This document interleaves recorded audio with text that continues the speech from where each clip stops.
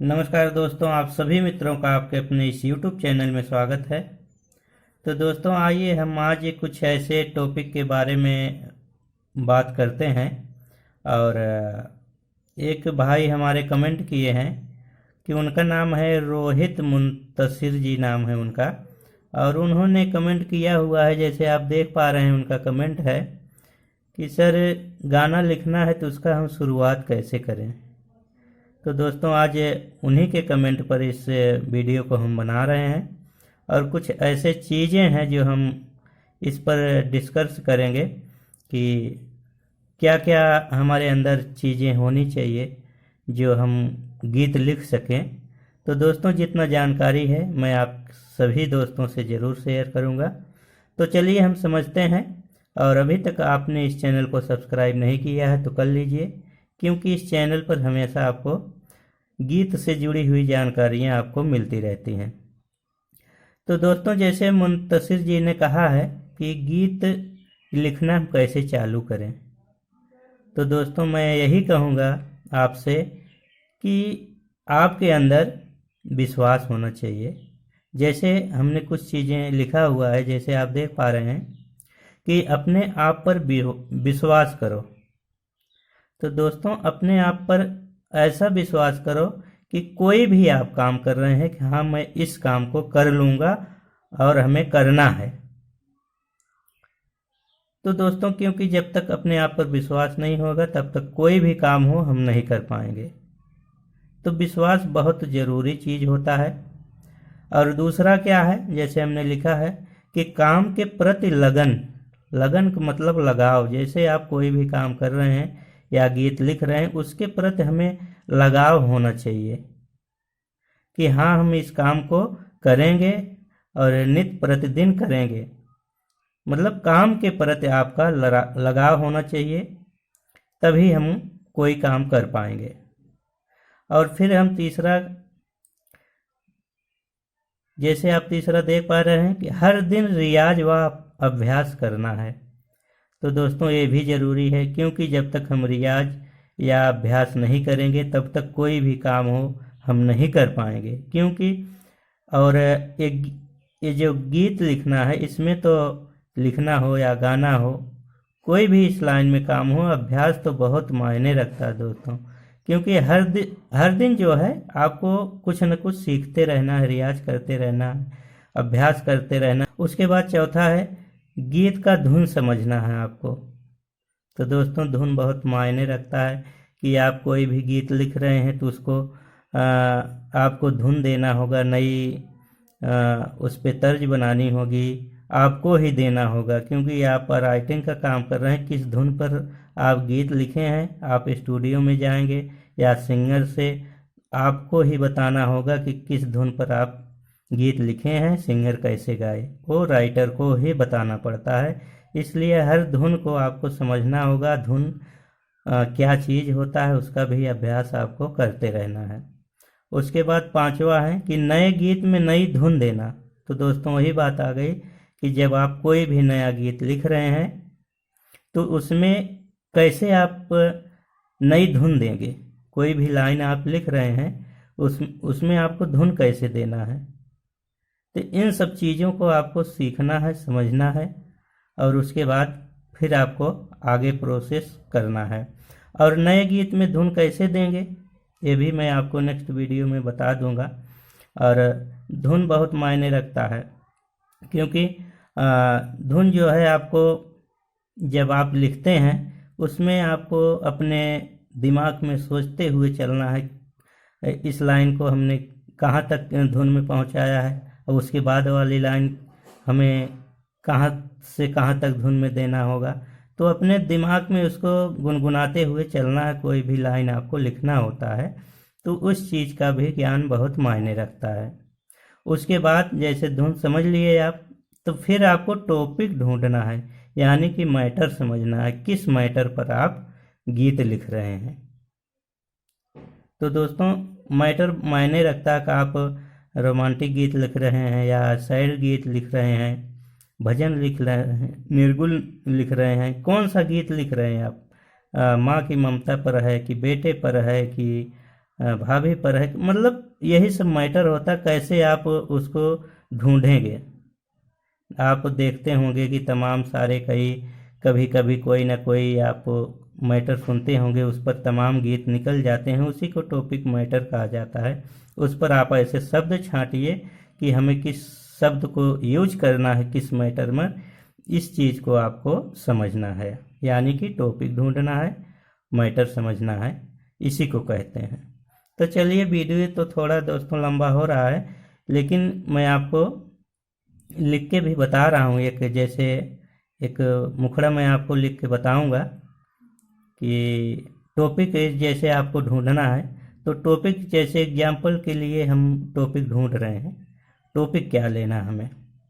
तो चलिए, जैसे ऑर्केस्ट्रा पर बजने वाला गीत हम कैसे लिखेंगे, यही टॉपिक हो गया। जैसे ऑर्केस्ट्रा पर हम गीत कैसे लिखेंगे, तो उस पर जो है ऑर्केस्ट्रा तो हो गया, लेकिन उसमें तमाम तरह के गीत बन सकते हैं, आपके शब्द के ऊपर है, आप कैसे बना रहे हैं, शब्द कैसे आप ढूंढ रहे हैं। तो ऑर्केस्ट्रा पर आप समझ सकते हैं किस प्रकार का शब्द होना चाहिए, वहाँ पर थोड़ा सा ओपन शब्द होना चाहिए, खुला शब्द होना चाहिए। तो वह और जो धुन का मैटर होता है, धुन भी फास्ट होनी चाहिए। इस तरह का आपको सोच के शब्द लिखने होते हैं। तो चलिए, हम जैसे मैटर टॉपिक क्या है मैटर समझ लेते हैं कि हमें ऑर्केस्ट्रा मैटर लिखना है। किस पर लिखना है, मेल है फीमेल है क्या है, ये भी आपको ध्यान में रखना होगा। तो चलिए, ये सब बातें आपकी हो गई। जैसे ए हो गया, आपका ए हो गया, ए हो गया, ए हो गया, ए भी हो गया। टॉपिक मैटर आप समझ लिए। तो उसके बाद हम जैसे समझ लिए ऑर्केस्ट्रा मैटर लिखना है, तो हम लिखेंगे कैसे। तो चलिए, हम शब्द कैसे ढूंढेंगे, तो आप दिमाग लगाइए। अब यहीं पर आपको दिमाग यूज करने की ज़रूरत है। तो जैसे ऑर्केस्ट्रा है, वहाँ पर लड़कियाँ नाच रही हैं, तो आप क्या सोचेंगे, वहाँ पर कैसे लिखेंगे। लड़कियाँ नाच रही हैं, फिर कैसे होगा, वहाँ पर लिखना है आपको। और लड़के लोग नीचे देख रही है, पब्लिक शोर शराबा कर रही है, और वहाँ पर फिर एक साथ वाला नाचने आ गया मेल स्टेज पर, तो मेल कहता है, ऐसा आपको सोचना है। मेल कहेगा, लड़कियां नाच रही हैं तो मेल आएगा, गाना गाने लगेगा, तो क्या कहेगा।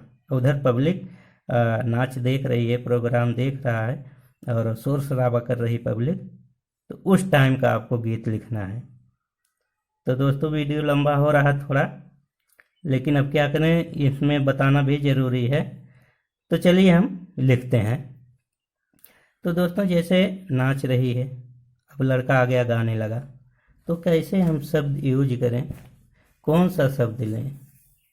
जैसे हल्ला कर रहे हैं लड़के लोग, तो चलिए हम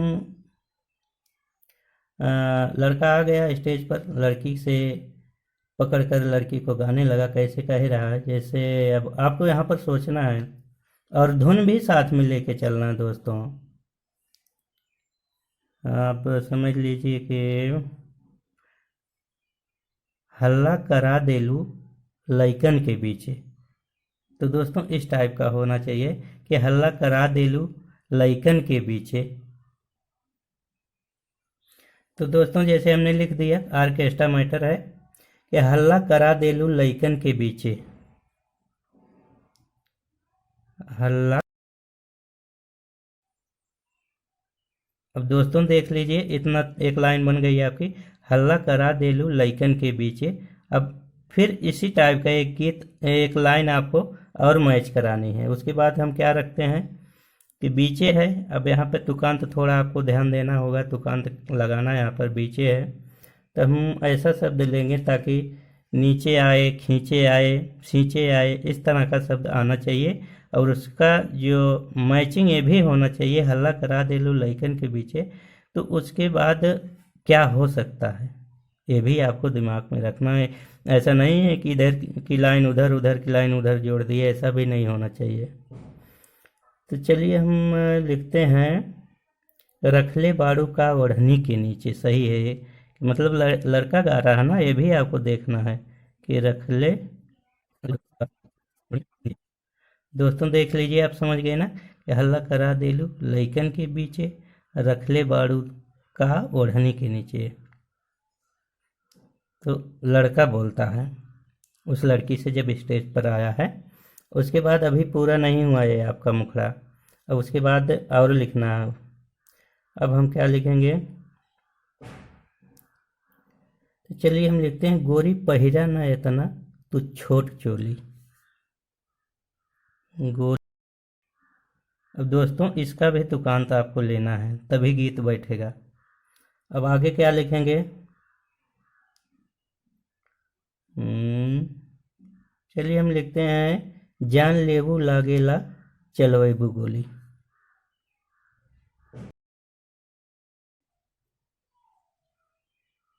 तो दोस्तों अब ये आपका मुखड़ा जो है कंप्लीट हुआ।